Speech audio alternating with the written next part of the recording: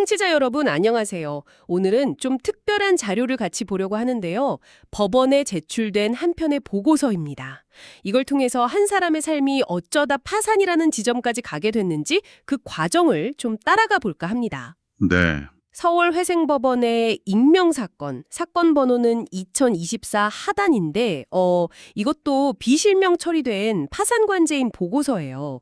이게 그냥 사건 기록이 아니라 그 안에 담긴 한 개인의 재정적 어려움, 또 법적 구제의 과정까지 엿볼 수 있는 뭐랄까 창문 같은 거죠. 맞습니다.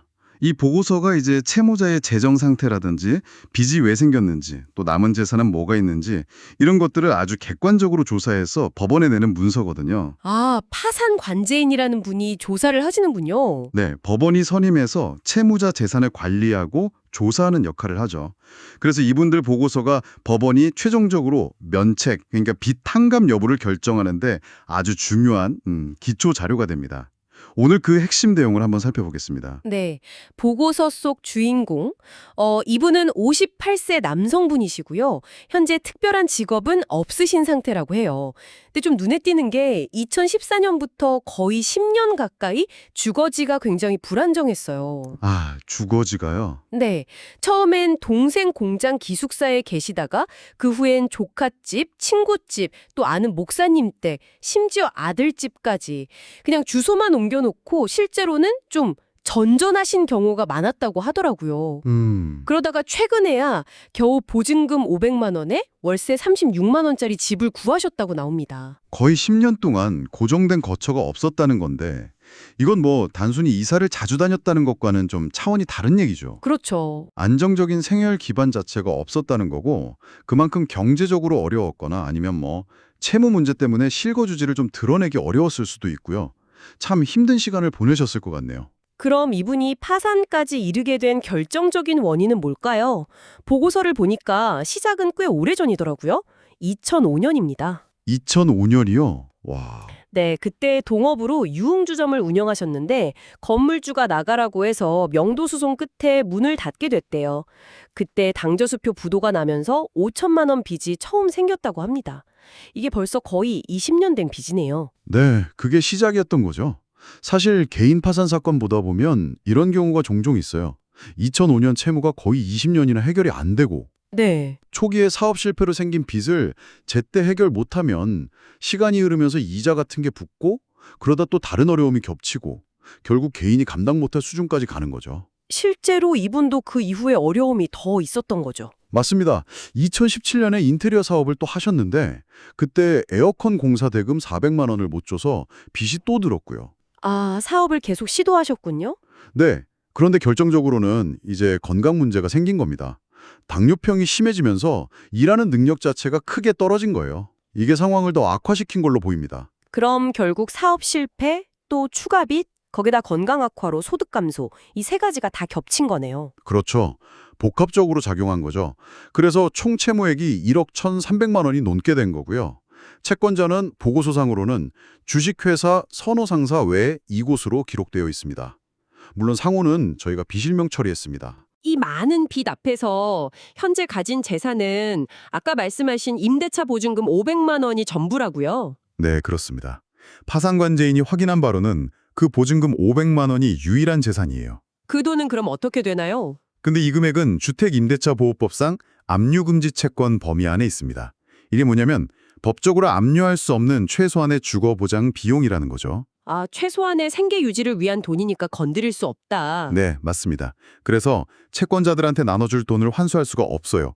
쉽게 말하면 배당할 재산이 사실상 전혀 없는 상태인 겁니다. 아, 그렇군요. 그런데 여기서 또 흥미로운 지점이 나와요. 2019년에 돌아가신 아버님께 상속받은 재산이 있다는 겁니다. 오, 상속재산이요? 네, 전남 영암군에 땅이 두 필지 있는데 그 땅의 지분 일부를 상속받으셨다고 해요.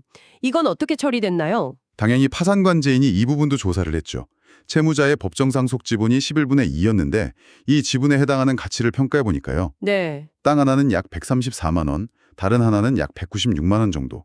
굉장히 적은 금액이었어요. 합쳐도 뭐 300만 원 조금 넘는 정도네요. 그럼 이 땅은 팔아서 빚 갚는 데 쓰지 않았나요, 혹시? 파산관제인은 이걸 처분, 그러니까 환과라고 하는데 이걸 팔아서 돈으로 만드는데 드는 비용이나 노력을 생각하면 실익이 거의 없다고 판단했습니다. 아, 배보다 배꼽이 더 클 수 있다. 그렇죠. 그래서 환가 포기 의견을 냈습니다. 쉽게 말하면 이거 팔아봤자 채권자들에게 돌아갈 돈도 거의 없고 절차만 복잡하니 그냥 이 절차는 포기하자 이런 겁니다. 이런 소액 공유 지분은 이렇게 처리되는 경우가 많아요. 그렇군요. 뭐 다른 정보로는 1996년에 이혼하셨고 재산 분할은 없었고 성인 자녀분은 따로 살고 계시고 부양 의무는 없다는 내용 정도가 있네요. 과거에 파산 신청한 적도 없으시고요. 자, 그럼 이 모든 조사를 마친 파산관제인 홍연필 변호사님의 최종 결론은 뭐였습니까? 네, 파산관제인은 조사를 쭉 해보니 이 채무자가 뭐 재산을 일부러 숨기거나 하는 법에서 정한 면책 불허가 사유가 전혀 발견되지 않았다고 봤습니다. 아, 특별히 문제 삼을 만한 점은 없었다. 네, 따라서 이 채무자에게 빚을 탕감해주는 면책 허가를 내려서 경제적으로 다시 일어설 기회를 주는 것이 타당하다. 이런 의견을 법원에 제출한 거죠. 빚을 갚지 않아도 된다는 면책 허가 의견이군요. 네, 그리고 동시에 이제 더 이상 나눠줄 재산도 없고 진행할 절차도 없으니까 파산 절차 자체를 끝내는 파산 절차 폐지 의견도 함께 냈습니다. 아, 면책도 해주고 절차도 마무리하자. 그렇죠. 법적으로 문제 삼을 만한 부분이 없으니 이쯤에서 절차를 마무리하고 채무자가 새 출발할 수 있도록 하자는 최종적인 판단인 겁니다. 네. 오늘 한 개인 파산 보고서를 통해서 거의 20년에 걸친 빚 문제와 또 건강 문제 속에서 힘겨워하다가 법의 문을 두드린 한 사람의 사연을 깊이 들여다봤습니다. 면책이라는 결정이 이분께는 정말 새로운 삶의 시작점이 될 수도 있겠네요. 네, 그렇습니다. 파산제도가 단순히 빚을 없애주는 걸 넘어서요. 이렇게 과도한 채무로 고통받는 개인에게 다시 일어설 수 있는 발판을 마련해주는 아주 중요한 사회적 안전망 역할을 하는 거죠. 그렇죠. 그 과정에서 특히 채무자의 상황을 면밀히 들여다보는 이 파산관제인의 조사가 아주 핵심적인 기능을 한다고 볼 수 있습니다. 오늘 이야기를 마무리하면서 청취자 여러분께 질문 하나를 좀 남기고 싶습니다. 이분의 사례처럼 개인이 감당하기 어려운 상황에 처했을 때 우리 사회가 조금 더 일찍 좀 손을 내밀 수는 없었을까요? 그리고 법적인 면책 이후에 이분이 정말 진정으로 다시 사회의 일원으로 건강하게 서기 위해서는 또 어떤 지원과 관심이 필요할지 이런 부분들을 함께 생각해 보면 좋겠습니다.